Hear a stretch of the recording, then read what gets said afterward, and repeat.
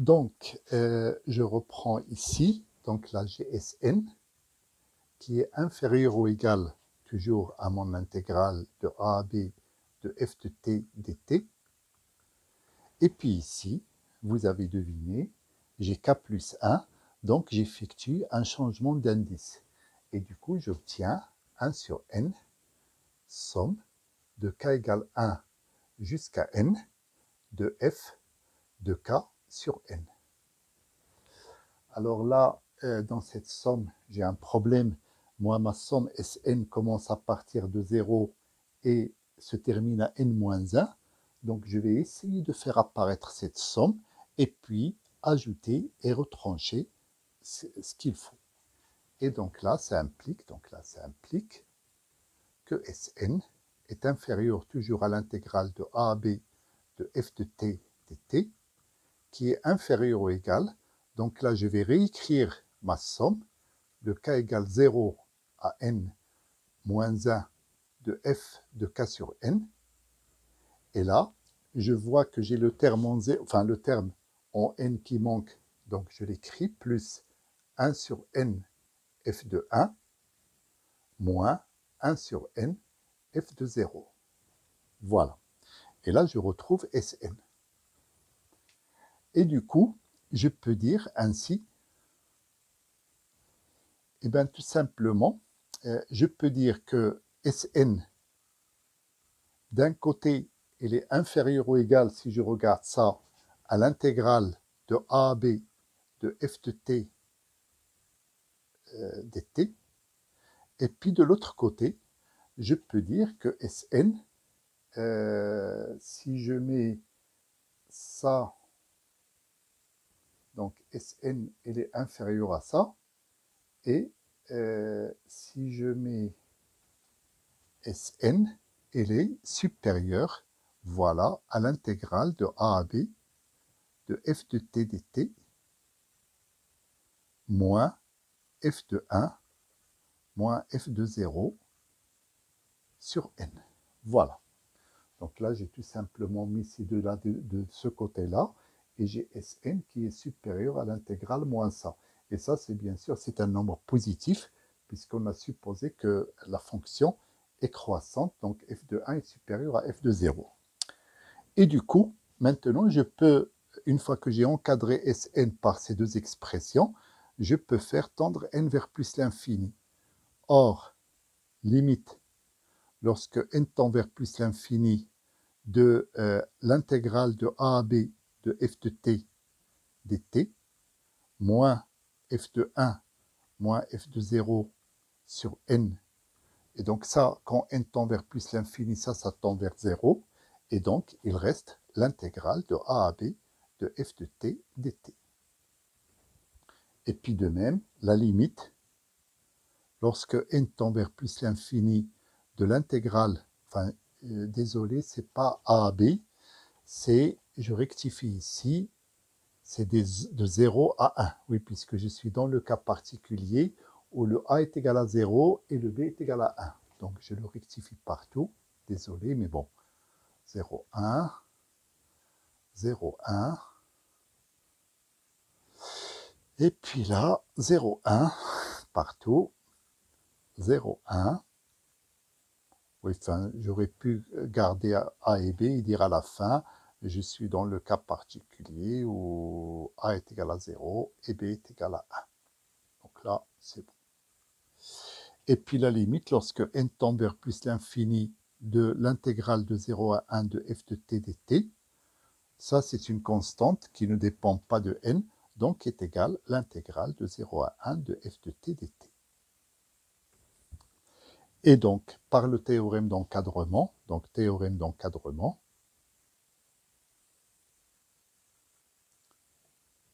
il permet de dire que la limite, lorsque n tend vers plus l'infini de Sn, est égale à l'intégrale de 0 à 1, pardon, décidément, de 0 à 1 de f de t dt.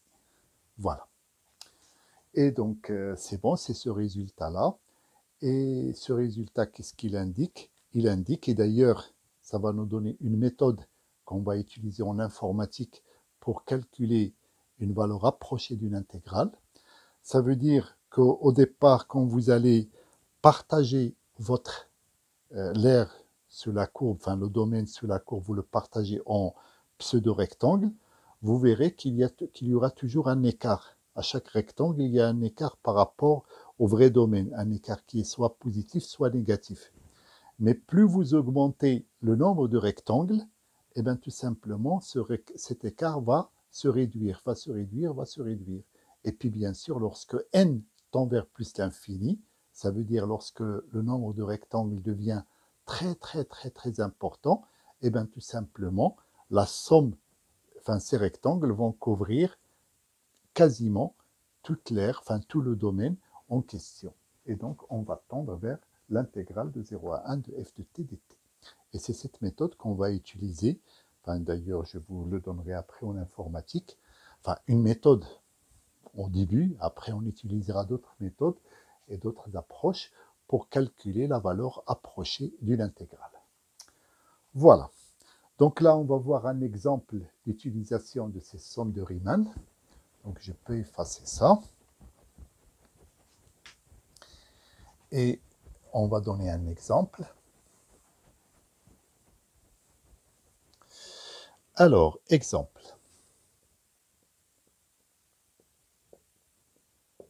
Je prends la suite, donc je prends n qui appartient à n étoiles, et puis la suite un qui est définie de la manière suivante.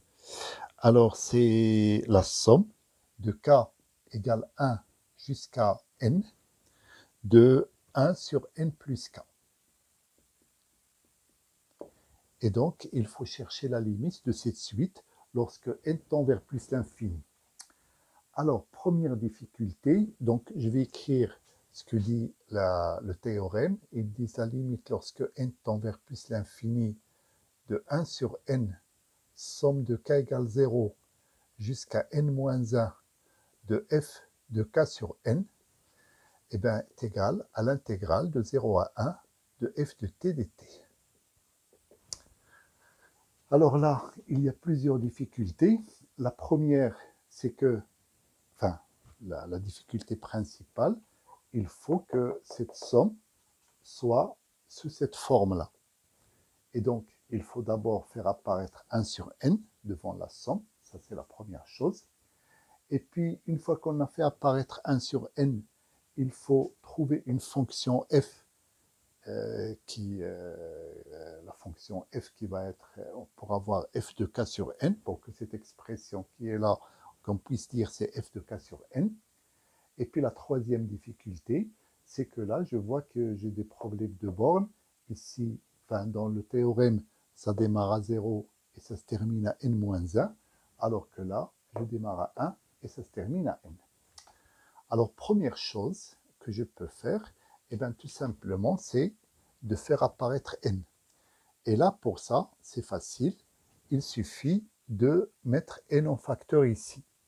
Et donc, ça va donner 1 sur n, somme de k égale 1 jusqu'à n de 1 sur 1 plus k sur n. Voilà. Donc, ça, c'est... Et du coup, ça y est, j'ai 1 sur n. Et là, je vois une expression qui dépend de k sur n. Donc, je peux considérer que ça, c'est f de k sur n. Donc, je peux dire que c'est 1 sur n, somme de k égale 1 jusqu'à n de f de k sur n. Avec f, la fonction qui a x associe 1 sur 1 plus x. Alors, je signale quand même que f est continu sur 0, 1, donc, puisque ça, c'est une condition sur 0, 1. Par contre, le dernier problème qui me reste, c'est que c'est le problème des indices, puisque là, je démarre à partir de 0 et je m'arrête à n-1. Bon, je vais m'adapter. Donc, un, je peux dire que c'est 1 sur n, somme de k égale 0 jusqu'à n-1 de f de k sur n. Et là, je vois que j'ai ajouté, dans cette somme, j'ai ajouté f de 0 et j'ai pas mis f de n sur n. Donc, je peux dire plus f de 1 moins f de 0 sur n. Voilà. OK. Et donc là, d'après le théorème de Riemann, ou bien le théorème de la moyenne, la limite, lorsque n tend vers plus l'infini de 1 sur n, la somme de k égale 0 à n moins 1 de f de k a sur n est égale l'intégrale de 0 à 1 de f de t dt. Et donc là, ça c'est une fonction qui est facile à intégrer. Donc tout simplement, ça va donner ln de 1 plus t à prendre entre 0 et 1, et ça va donner ln de 2.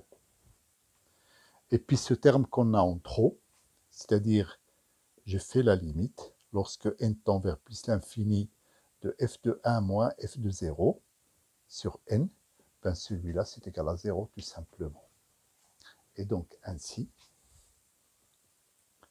limite, lorsque n tend vers plus l'infini de un est égal à ln de 2.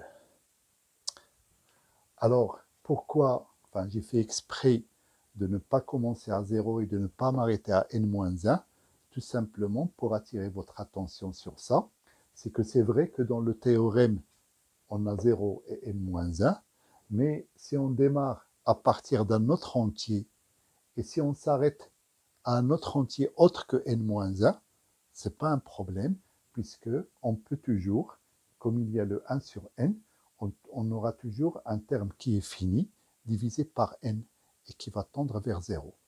Donc je peux mettre ça comme remarque.